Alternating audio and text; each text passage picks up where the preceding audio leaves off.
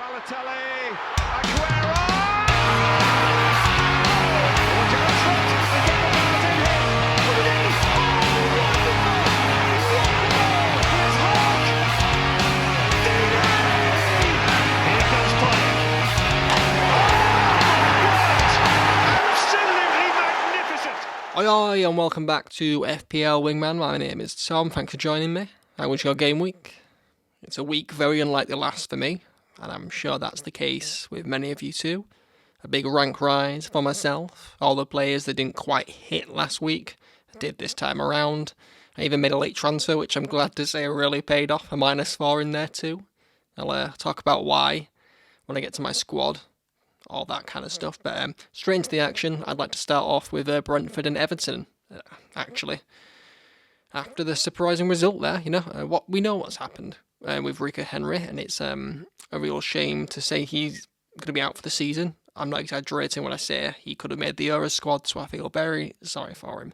And we have to stress that this will probably have a knock-on effect.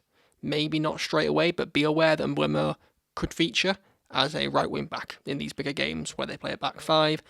For many of us thinking on a wildcard, I can't say Brentford players are really high on that list, but I will say that I would be going without any. I haven't had any so far this year, I should also point out, to be fair, but if you were looking to grab a defender to replace Rico Henry, it's Hickey that I'd recommend. 4.5 million, but I can't stress this enough. Just go a Newcastle defender instead. Yeah. Shade injured himself in the warm-up. Not that he would have made much difference. He's not a crucial player for them, or any FPL managers at that. It is important to note that Lewis Potter came on instead, and not Morpay, because Morpay is on loan and ineligible, so we do not know how things are going to be moving forward, depending on how serious this injury is from Shade. But we'll know by next game, I'm sure. Everton obviously would have been desperate for points, and they got it.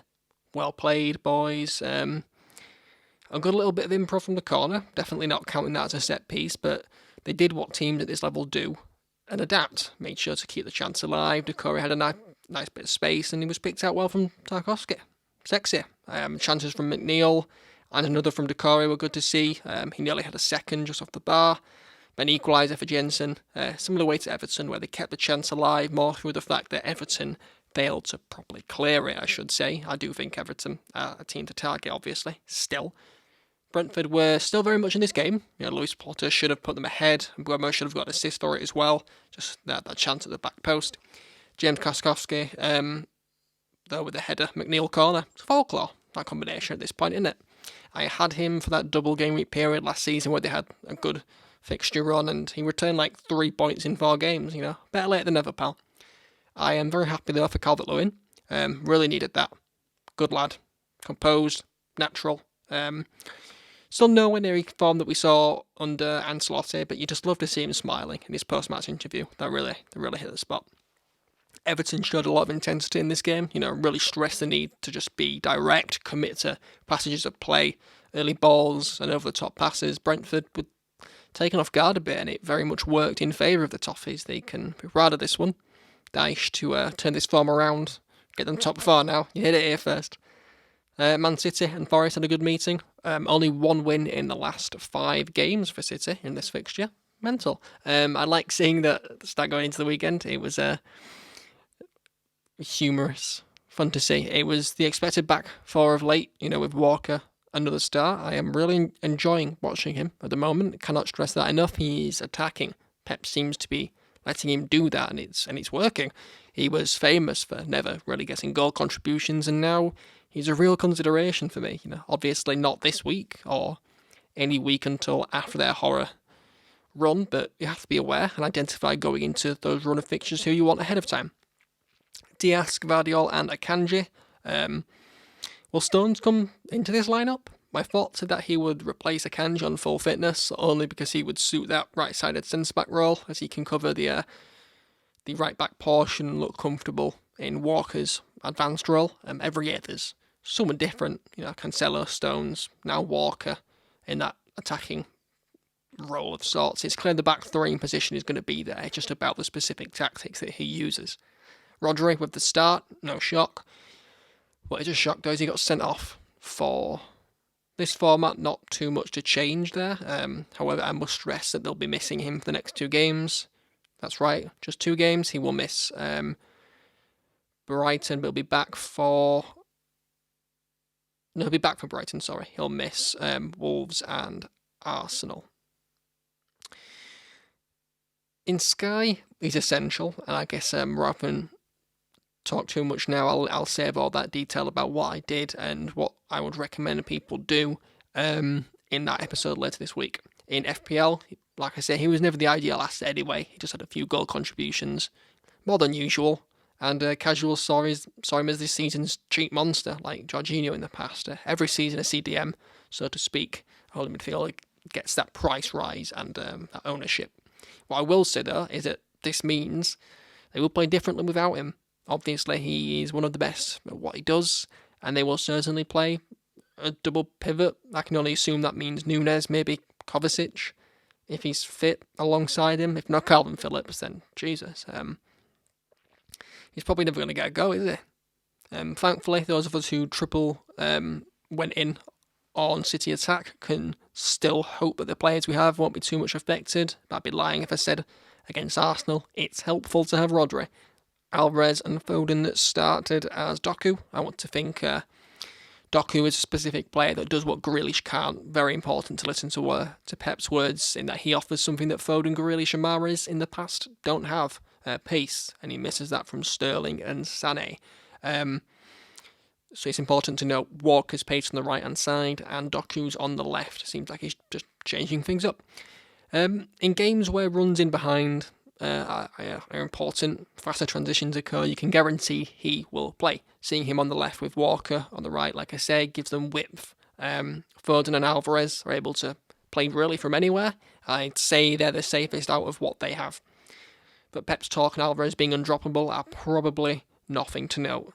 He says that about everyone at some point. Until a wildcard though, it's a great option and deserve more from this game. Only really got subbed off because of the Rodri sending off, and free kick in the last 3 games now was a great bonus, and there's a reason he's the most transferred in so far.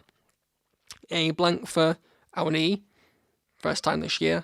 But it's also the most difficult game they'll play all year, I'd like to note. Back 5 was no shock, and there was only one side really capable of demolishing the other here. So, one chance in the second half that led to nothing. From an S1.E6, that is, he got himself booked by playing a game of wild animal headlock with Ederson. I've still no idea looking at that back. Another they really should have hit the target with was the header.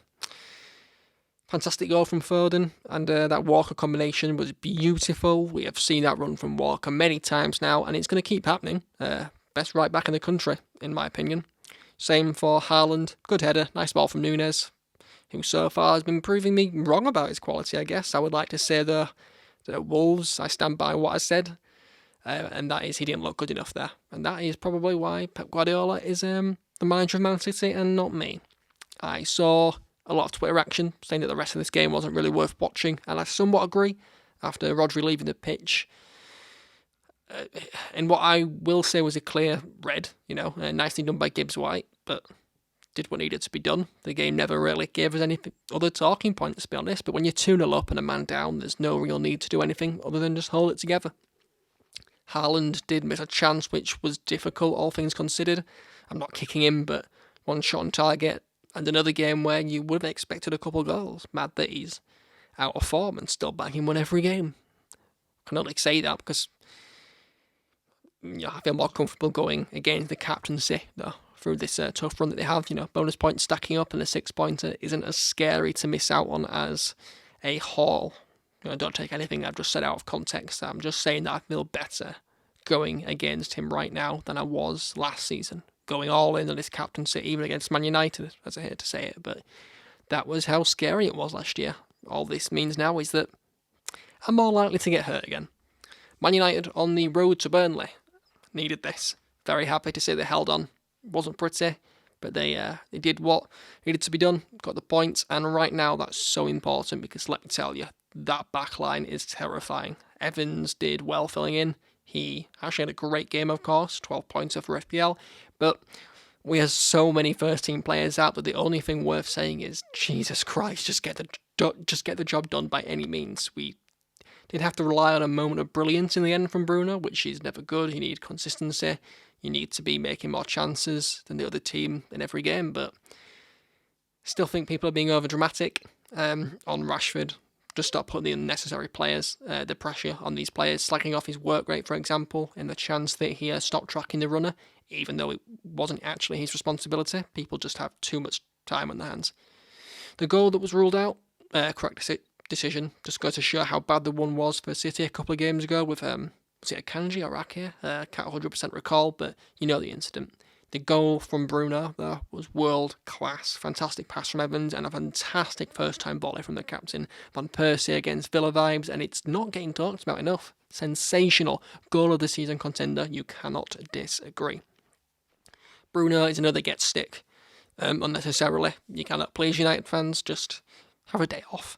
I mean, I only have praise for this guy who carried the side for 2 seasons and made the biggest impact to this club in turning it around upon immediately joining. I genuinely think he embodies what a Man United player should be, and I'm so glad that he has the armband. Højlund nearly had one. The cross from Della that he couldn't get a touch on. I like what I see from him still. Great positioning. Once United players get that locked in and they share a bit of an understanding, goals will come. Varane came on for Reguilon in the second half. Lindelof was moved to left back. Does this not kind of sum up our situation? I forgot to mention the chance where Burnley hit the post. Should definitely say that this wasn't a one-sided game. Burnley were very active, and watching it, I knew a clean sheet was unlikely. They hit the post in the first half. Going into it, I knew we're probably going to concede, but wow, in the end, like I say, got the job done. Bruno and Onana did what I needed them to do. Both nice differentials, and all in all, happy zone. As for Burnley, it's just more of the same from them. Playing well and showing good signs. It's just not getting the results, unfortunately. Hopefully they start coming, because this run of games has been very, very tough for them. Luton and Wolves met in a match that my mum, bless her, was adamant it wasn't a Premier League game because the ground was too small. I love that about them, though. Morris with a fantastic effort off the post early on, and a goal obviously from 12 yards. I will continue what I said. He was the man to bring in for the run of fixtures they had. And I knew he would leave with 3 or 4 goal contributions afterwards. So, red card for Bellegarde. We'll feel bad for him there. It was a red, but I think any of us would have probably struck out in that situation. A good goal for Wolves, considering they were a man down, and a great display from Neto once again. He is starting to become a real gem, consistently getting returns on set pieces. Great cross from him in the second half. They deserved a touch or a header on it. The handball incident. Who else but Kabore, once again, is the man I'd want going into that double game week alongside Morris if you are considering a bench boost or a serious punt. Luton looked as though they were going to go on and win it. Ruled out goal from Rapandu, I think it was, but just not enough to get the job done. I keep talking about lower league clubs relying on set pieces. Another example of this from Luton, who couldn't capitalise on a 10-man Wolves at home. Not good, is it? Fulham and Palace was a bit boring, wasn't it? 0-0 doesn't do well for highlights and talking points, but I will say I'm surprised that Leno is doing as well as he has. 3 clean sheets for him now, and I think he's the highest scorer in the game for goalkeepers. Only issue is that the next 8 games or so are very tricky. Only Sheffield United at home. Though if you own him, Chelsea at home isn't the worst thing in the world now, maybe keep him for that. But Jimenez with a good effort on target that was saved by Johnston. Eze once again showed promise, but hasn't had the returns that we would have hoped. Still looking at that run from game week 11 though. Fulham was, they had a great chance in the second half, 3 against 2. Jimenez couldn't pick out Pereira well enough, and Willian with a shot on target not too long after. Polinia doing his job as ever, but not a man to own in this format.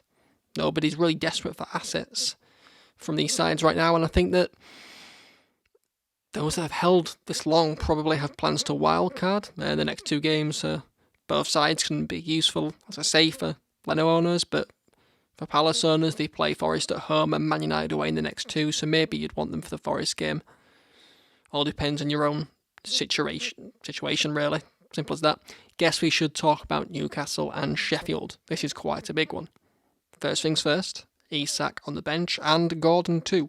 The back 4 we expect, along with Nick Pope, Notonali and Joe Linton in midfield. It was Longstaff and Anderson instead, then Almiron and Barnes up top with Wilson.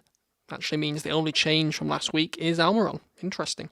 You can still probably argue that they're playing the strongest for the Champions League, but after this performance, then maybe they'll be fine. So, back 5 for Sheffield. Not that the extra man made a difference. Archer up top. Again, for those needing a sure 4.5 million forward, I think that's the best place to go. A nice chance early on with McAtee and Thomas linking up. Couldn't hit the ball as he hoped, and unfortunately it goes wide. I do want to point out as much as I can for Sheffield, trust me. Injury for Harvey Barnes to take him off after about 11 minutes. Not ideal, not too sure there's many owners, but to navigate this rotation period, I wouldn't have been too confident anyway. He looks like he is out now. A goal for Longstaff, assisted by Gordon, who obviously came on to replace the injured Barnes. I don't know how a handball wasn't given. It didn't go out, but I really don't know how, from a check, that they thought the handball was legal. Once again, officiating in this league is dog shit, saying that it's because he didn't score, it doesn't count. What? I thought we'd seen the back of that after the United incident like 2 years ago. Honestly, not a clue. They make it up as they go along. If you look at the post-match analysis from the former head of refereeing this week, where he tried to explain the difference between the Arsenal and Tottenham one, and then the Man United and Tottenham one, where Romero handballed it, and completely different decision. It's laughable. He basically just either changes the subject or tries to not actually say anything at all. Trippier on set pieces, such as corners. Well, the first one found Dan Burn, no matter how much he was pulled and obstructed. Well done. A chance for Wilson upon regaining possession in the final third, which this led to a yellow for Robinson, and you could really feel the tension even throughout highlights here. I was just waiting for the floodgates to open. That free kick taken by Trips. This time it was whipped in for Botman, another well-taken set piece. Small penalty appeal from Gordon in the first half, not enough for me. Very, very soft and didn't deserve to be given. Trips got his third assist for Wilson's goal. Plenty of space to receive at the wing, plenty of space to aim for Wilson. Was not pretty watching anymore. Gordon's goal was well taken. He can be a prick, but when he's playing the way he did today, he can get away with it. Remember, he didn't even start the game. Almiron got the 6th, I think it was. Very easy. They're creating chance for the fun of it at this point, and Sheffield United were just accepting it too. Almiron sums it up as the most... He just walked through them. They all just stare as he makes his run, and nobody really attempts to do anything. Defending-wise, it was horrendous. Guimaraes then got himself involved. Right place, right time. Like I say, at this point, it was just about sharing as much as they could, and they did. Have fun with it, why not? And they did just that with Isak when he was given his on the plate. Go on, lad, get involved. I sold him this week, like I said, and I couldn't care less. Just what the hell was this game? More Newcastle fans left in the end than the home supporters. It was horrendous. This really was an example of just how crucial having players at the right time is, and I'm glad I moved that way for Trippier. I couldn't have called it better if I tried. Get yourself a Newcastle defender. As a forward, it would be Wilson for me. Maybe Gordon if you want to go that way too, who, like I say, was a fantastic player today, despite me really thinking he's a bit of a lemon. The most shots on target in 7 years for any Premier League team. Just want to talk about the points return actually for a second so you can see. Trippier with 18, Bruno Guimaraes with 13, Botman, Burn and Gordon with 12, 11 for Longstaff. The lowest were the attackers in Wilson and Isak, 6 and 5 respectively. Wonder how many I put in the free hit squad. The North London derby was as expected. The atmosphere and talk before the game was closer to it being as even as I can remember in recent years. The confidence of both sides and the appeal to get the win. Woofed. Raya back in goal, Vieira keeping his place, Jesus on the wing, and Nketiah up top with a surprise. Must give Nketiah a nice boost of confidence to see him stay in the lineup over Trossard, for example.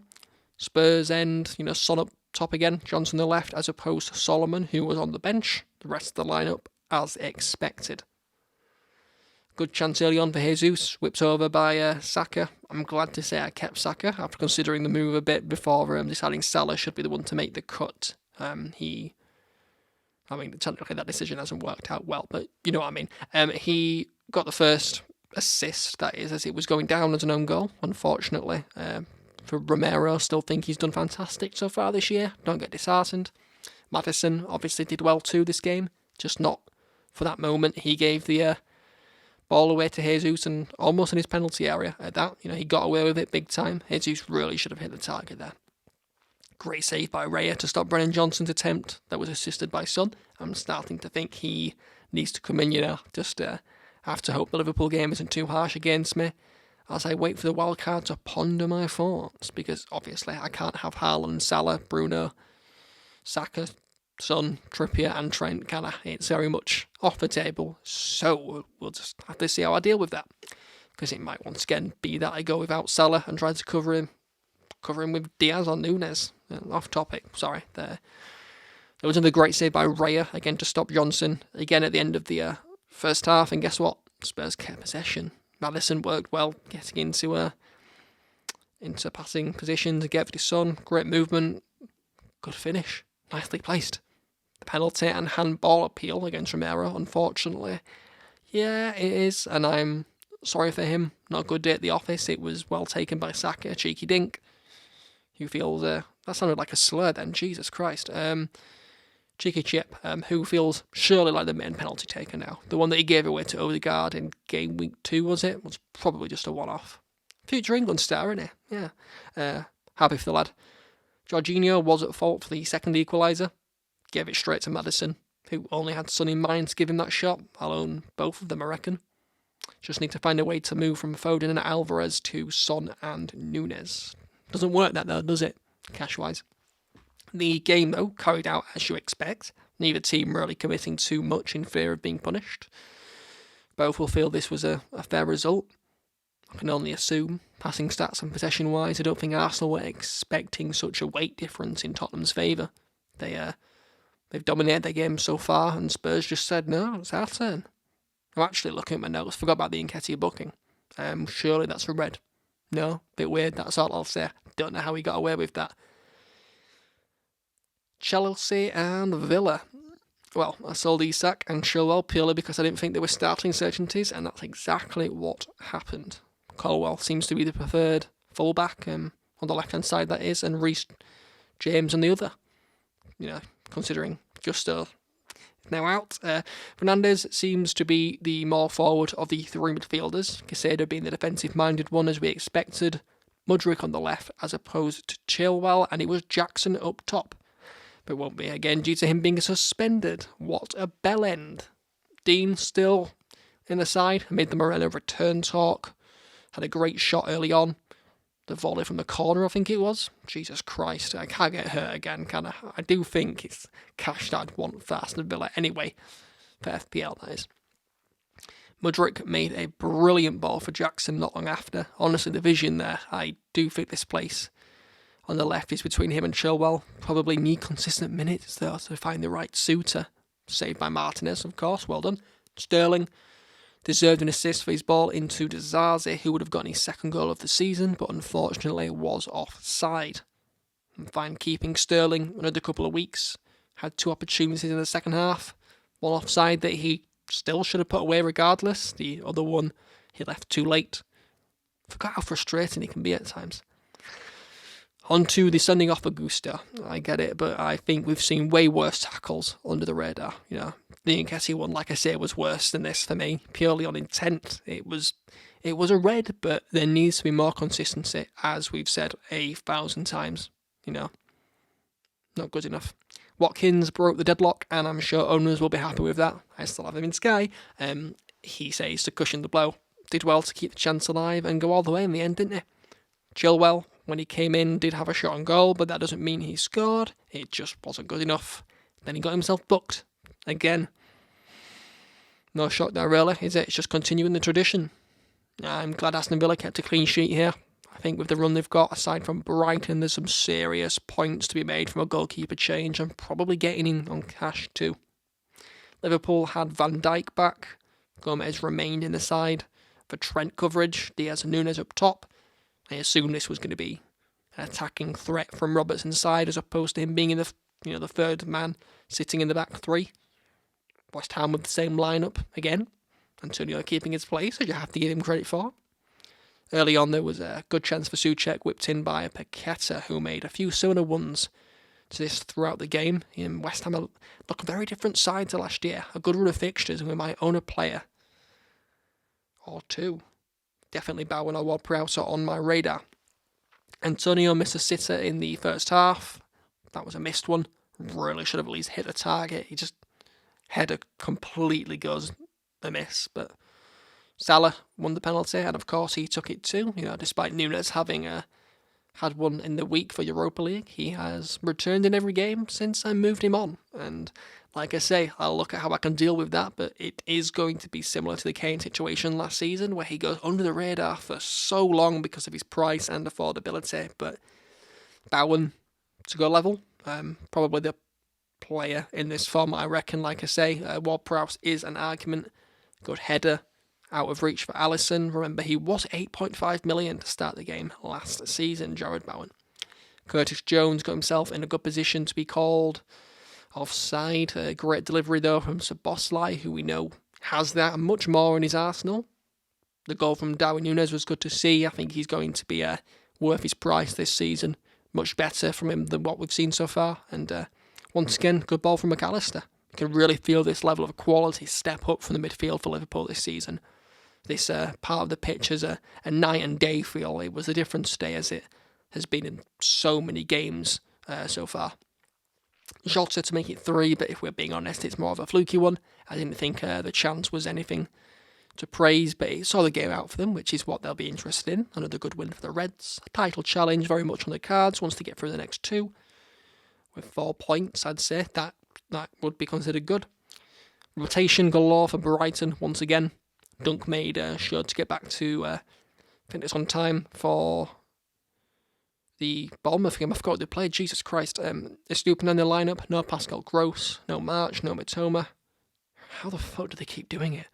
Genuinely, it's beyond impressive now and starting to become scary. These little wonder kids are just being spawned quicker than we can count. And remember that it's Ferguson up top, of course. I'm just scared to have any players right now. Obviously, that didn't matter for those that still have Mitoma, who managed to get a 14-pointer off the bench. Solanke botched up a chance early on. Not really sure what he was doing. Waiting for it as long as he did. Just hit it first time. God's sake. He did get the goal, though, so I can't rip into him too much, but that was due to an error from the Brighton keeper, we must say, who are yet to keep a clean sheet this season. Estupiñán still getting the returns, though. He had an attempt on goal in the first half that was a deflected effort from a corner, and another Lewis Dunk header that couldn't scrape through. He also made a late goal line clearance later in this game.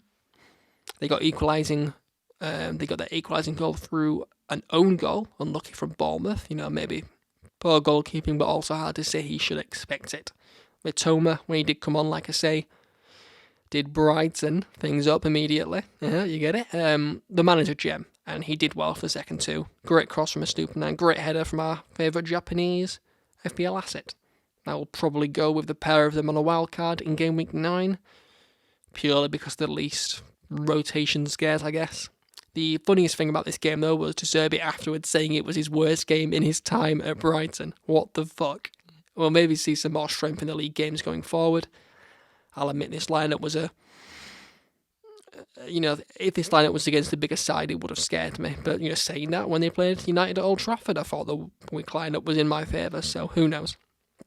And they play the same way against any team, and nobody can afford to not be ready for that. If they make top 6 again, then they fully deserve it. Let's talk about those players that you might be getting fed up of. It's sticking and twisting time. The Rashfords, the Ezes, etc. You get it. I think we should do this for the higher priced and profile players, as well as those with high ownership. It's easier to get knee-jerky in this game, and when you've had a bad week, it really makes those decisions all the worse. This is purely about those of you who own them already, different to the watchlist section, as it's very from the perspective of selling, not buying. Do not get confused. I think, based on this week, obviously it's Newcastle assets that paved your week between a good one and a bad one. Not many of us were exactly thinking about moving them on for this run, really. And if you started with them, or at least held them this long, regardless of what happened on Sunday, you're not in the right mind to move them on after these fixtures that they now have. So, what I will say though is that, like myself, Isak and Wilson are probably a risk not worth having. I made that mistake and I've got out of it quite fortunately. Do consider that they will be rotated, and as horrible as this sounds, unless one is injured, I wouldn't actually feel comfortable going there. And two reliable starters in defence is much more appealing to me anyway.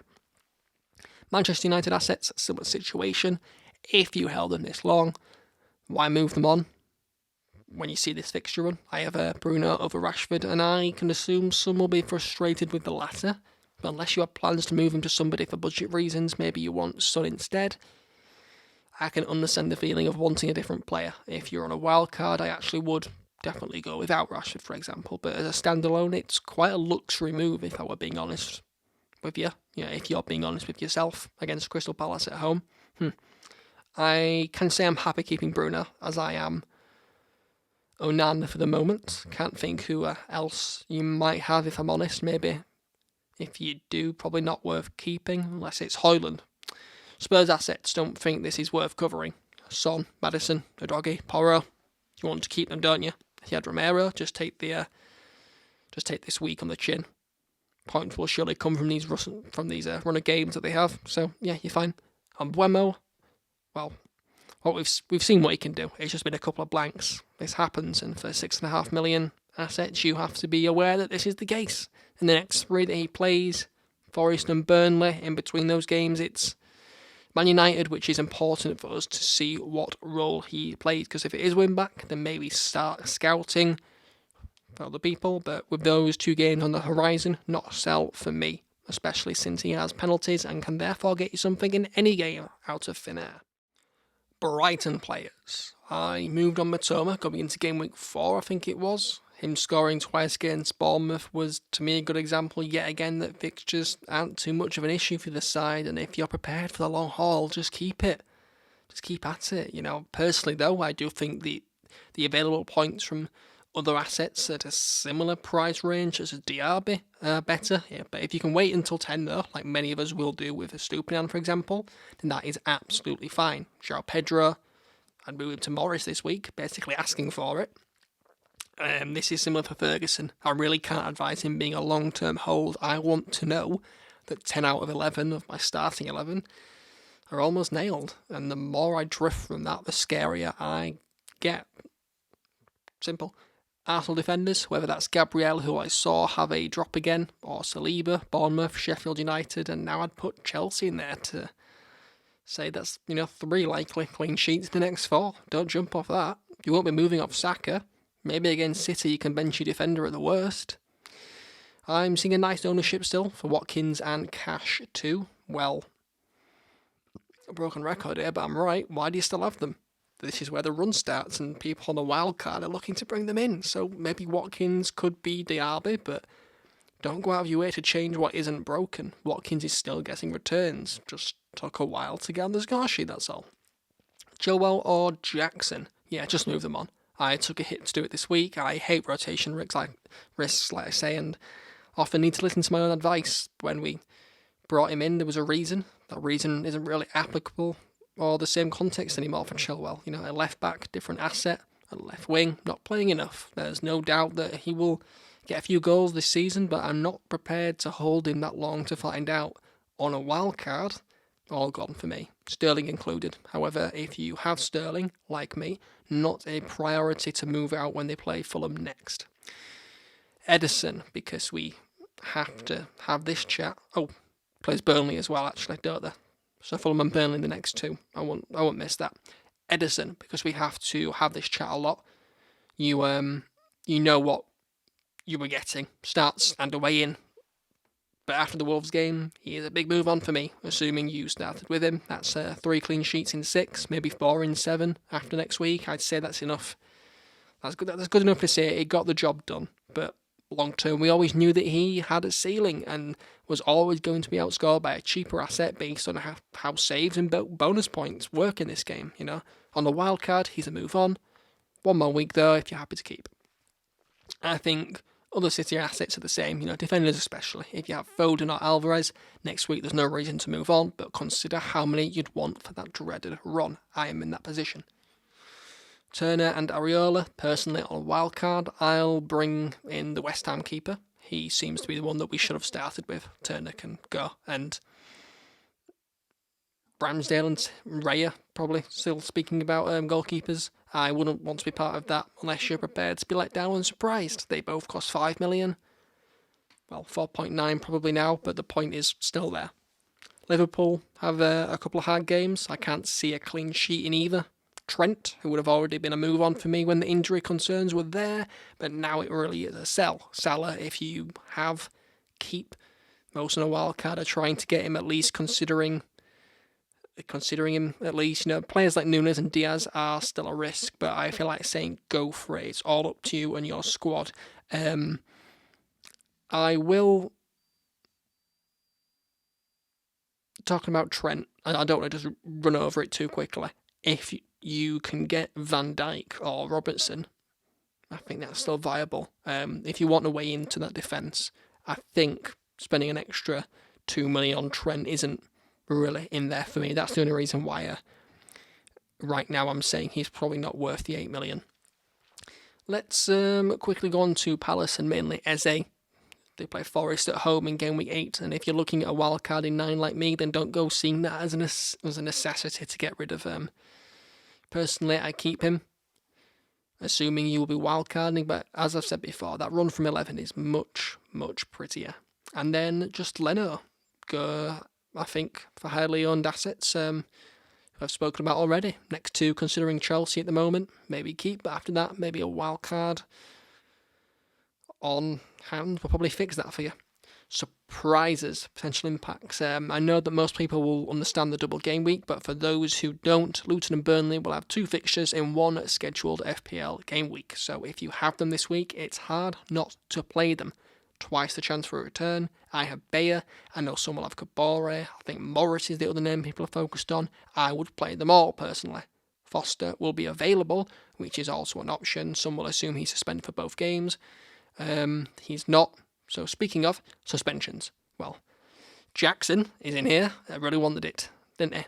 No words, just the one game he'll miss. Rodri will be back for game week 9 for Brighton. He's going to miss 2, but it's just the one for Jackson.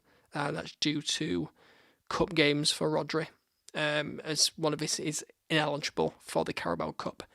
Gusto, I think they might be reviewing the decision, but for now, assume that he's not going to play in 7 and 8, and realistically that means by the time he'll be back, Reece James will have taken his place anyway. Bellegarde for Wolves, not that anyone will own him, but after his sending off, out until game week 9. Foster at Burnley, as I used to segue, out for the game against Newcastle, but plays versus Luton. Kind of loses the appeal though. Ollie McBurn here at Sheffield United is back, and that's good news for Cameron Archer. Keep an eye on Anthony Gordon, who only needs 1 more booking to face a game suspension. He's on 4 yellows. Then the likes of Chilwell, Dean, Douglas Luiz, Hickey, Bruno Fernandes, Bruno Guimaraes, Bissouma and Paqueta are all on 3 yellows, meaning they're 2 away from a missed game.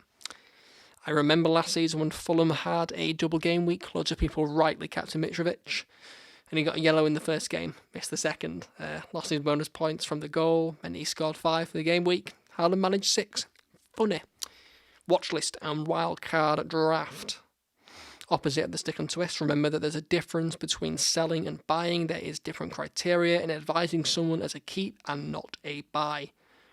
I always feel like a watchlist should be somewhat paired with a wildcard. If you were to get the optimal team for the next 5 weeks, where would you start? And see how different those technically 15 players are to your current ones. And when you feel like your starting 11 is uncomfortably too far away and you can't do it without navigating or maybe even taking a hit, then and only then consider it. This might be a good one for me to do right now, as I say. So considering that, my wildcard plans for game week 9 include Martinez and Areola in the keeper positions, Trips, Udogi, Cash, Estupinan and Bayer for defenders, Saka, Son, Bruno, Diaby and Matoma in midfield, Haaland, Darwin Núñez and Cameron Archer. Now obviously that doesn't mean that that's the one I will decide on, it just means that in my current tinkering, that's where we lie. Other players on top of this that I think are worth noting, and this will be a recurring recurring list, just because some will never leave it and some will be out quicker than others. I will be including some players as vague choices for assets that could be a few different options, for example, an Arsenal defender. Alphabetically, then through each team, Saka, obviously, and Arsenal attackers. Arsenal defenders, Saka has penalties and is worth that extra cover over attackers. Likewise, Saliba could be White or Gabriel based on preference. Diego/Moreno, and that reason alone makes me lean toward Cash right now, but these two are both in my thinking. Watkins and maybe Pau Torres on a budget as well. And Mbeumo, not much else to say, he's still a talisman and is feared by non-owners such as myself because of his ownership. March, not just Matoma. Matoma's at 40% now? Dear. And Lewis Dunk, actually, because of his minutes. Most of us have a Stupinan, but Lewis Dunk is one to look out for. Bayer, due to his 4 million price tag, always handy to have one. Eze, as I've said many times, because of game week 11, and the swing suggests it. Darwin Núñez, Diaz, Robertson and Trent, probably Virgil in there as well. Like I've said, you always have to be aware of these guys. It often isn't far away from the time to own them. Form is massive for Liverpool. Alvarez, Foden, Doku can probably come out of here now. I wouldn't advise to transfer for just the one nice fixture. Likewise with that back line. Bruno, I was still bringing at United, but if you're looking at a defender, I'd advise going to Villa instead. Højlund, however, definitely on my radar. Newcastle, I think you can viably put any of the back line in there. Preference on Trips, of course, but 2 million less for Botman has to be highlighted. In attack, Wilson or Isak is you playing at your own risk, really. Gordon, therefore, is in the same category. All these players I do not really want, but we see what they can do. Have to have a close eye on them, therefore. Audi has to be in here, but only out of entertainment more than anything. Not many bonus points he's got so far, despite returning in all but one game. But they have a nice run until game week 9 if you fancied a cheeky go for now. Go on then, put Morris and Kabore on there.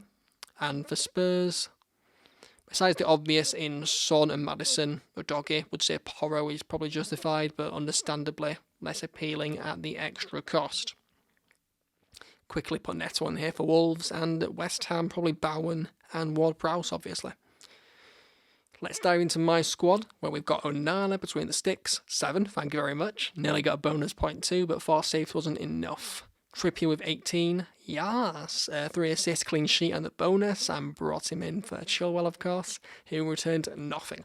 Estupinan with 6, thanks to an assist and a bonus point. Saliba with just the 1. Quick fire midfield, we've got Saka 13, Foden 11, Bruno 10, Maddison 9 and Sterling 2. Alvarez with 1, who came in for Isak, as I did not want to risk him, and Chilwell not playing, like I say, right decision. Together, Tripp and Alvarez gave me a 19, Isak and Chilwell 5, that's a 10-point gain considering the -4 that I took. And then Haaland as my captain with 12. 90 altogether, technically 86, and a rank of 288k now. Nicely done. I'm more than happy with this start. Let's keep pushing. The side going into next week will be exactly the same, only difference being one of Colwell or Bayer coming in for Stupinan. This means I will be rolling the free transfer to benefit us the most going into game week 8. Maybe that means grabbing Son. Wildcard very much in the thinking for 9, as I've said enough times to annoy you now, and therefore this would act as a 1-week punt to an extent. That doesn't mean, once again, that I will wildcard, but I shall see how I can move to the side I want without using it. Obviously, that's a captain on Haaland for game week 7, goes without saying. The handicap squad this week was horrible. Half the points to the main team, 45 to be specific. Flecken with 2, Veltman with 1, Guay with 8, which is nice, and Botman with a tidy 12. Nothing from midfield. Ward-Prowse on 2, Diaby and Eze with 3, and Mbeumo on 1. Up front we have Morris on 9, Visser and Alvarez on 2. Alvarez, however, did have the armband.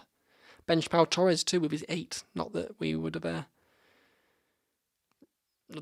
competed for it. 45 is still shit. It'll be Colwell coming out for Gueye off the bench, and a transfer from Veltman to Dan Burn. Double Newcastle defence. Yeah, and Morris obviously with the captain. We sit closer to 7 million than 6, so let's keep at it and hope we have a good week for our poor individuals. This is basically a feature to show off the enablers at this point, isn't it? This week's free hit team had a shocker as well, 60 points and a game week rank of over 7 million. Oh dear. Flecken and Lamptey at the back providing 3 points combined. Stupinan and Shah with 3. Akanji on 5. Why did I say Stupinan and Shah with 3? They got 6, my bad. Akanji on 5. Salah and Bruno on 10. And Mbeumo on 1. Wilson on 6. Alvarez on 1. And Haaland on 12. We also had Anderson on the bench with 6. But this week is where everything changes, because it's a double and we can have 6 assets with 2 fixtures. So it's a spicy one. And also just a bit of fun. Kaminski in goal, Kabore, Bayer and Trips in defence. Brownhill, Bruno Fernandes, Anthony Gordon and Jared Bowen. Haaland, Amdouni and Morris. Morris with the captaincy, of course. Let's just see how bad that goes. Surely we have to have a top 10 or a top 100k weekly rank this time around. How many players are going to have 6 doublers? Not many. Next week's predictions, I think it's important to look at the next weekend games where we have a busy Saturday, Villa and Brighton for the early kick-off at Villa Park. Neither is keeping a clean sheet, are they? Hence why I won't play a Stupinan. Personally, I think a 2-2 here. Be interesting to see who plays for Brighton. We can pretty much guarantee 9 names on the other hand for Villa. Bournemouth hosting Arsenal, 2-0 to the Gunners for me. I can't see anything but a win. I'd say more on the board if they had taken chances this year with more seriousness, I guess. And for now, I think a 2-0 and sit back more than anything for Arsenal. Especially since the hosts are just going to press for days if they keep a hold of the game and put them in the place, control the tempo for 45 minutes. I think that's much more in my prediction for Arsenal. Everton and Luton, I actually think it's going to be a 2-1 to Everton here. If they play like they did against Brentford, then that is absolutely going to be the case. Morris from the penalty spot on the other hand. United and Palace, I think a 2-0. Won't be pretty. Be nice to see Mount on the right. Midfielder Bruno, Casemiro and Amrabat. But more than anything, just try and be solid. Try and be organised and try not to let key players like Eze and Edouard do what they want. Make them uncomfortable. Just get the job done. West Ham at home to Burnley. There is a reason for Bowen in the free hit team, of course. Wow. 4-1, I think. Quite viable to assume Archer gets on the score sheet with McBurney back. West Ham haven't kept a clean sheet this year, so Newcastle and Burnley, I think it's going to be 6-2. Pretty similar to the Spurs game, honestly. I think we'll see parallels. Gordon's going to like this one. Burnley struggled with the press from Spurs as we expected, and I think Newcastle will be aggressive in front of the home crowd after what they missed against Sheffield United. But once again, more of the same good signs from Burnley. I predict them once again nothing from it, unfortunately. Wolves hosting Man City 5-1 to the visitors. I think they'll concede. A lack of stability due to Rodri, and as a result, be as lethal as we'd expect. They have 3 assets in attack for a reason. Let's hope Phillips gets a game. If not, it's Nunes and maybe Kovacic if he's fit. Spurs and Liverpool, goal fest. 3-3 or 4-4, genuinely. I'm so glad this is the one on the evening game, so I'll be able to catch it properly. Behind the sofa for no Son and no Salah, however. Forest and Brentford, 1-1. I think Brentford slightly off it recently, and a home game for Forest. Our knee on the score sheet again, I reckon. Back 4, and a target on the right back now, since there's no Henry. A Langer start maybe. Fulham and Chelsea, I think it's going to be 0-0. More likely than Chelsea lose than win right now in a West London game especially. High tension, especially from Craven Cottage regulars. Chilwell is still my captain in Sky for that game, so I actually hope he plays 60 minutes at least, as if. And Luton and Burnley with their extra game, 3-1 Burnley, I think. I really hope this is the game that starts their season. They've showed enough promise in the 5 they've played so far. Goal from Bayer, that would be nice. Obviously, I'm in a much better mood for this episode, as the last was met with a horrible week that's come out of. Funny that. The game's more fun when you're doing well, so do hit me up on Twitter if you want to ask me anything. FPL_Wingman, as you might know or guess. Going into the first double game week of the season, and we're confident of a rank rise once again. Let's have it. All for now. Over and out. Balotelli, Aguero!